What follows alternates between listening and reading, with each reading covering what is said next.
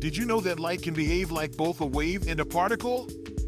This fascinating phenomenon is at the heart of the double-slit experiment. Imagine shining a light through two narrow slits. Instead of just two beams, you get an interference pattern, like ripples in water. This suggests that light travels as a wave. But here's the twist. When we observe which slit the light goes through, it acts like a particle, creating just two distinct spots.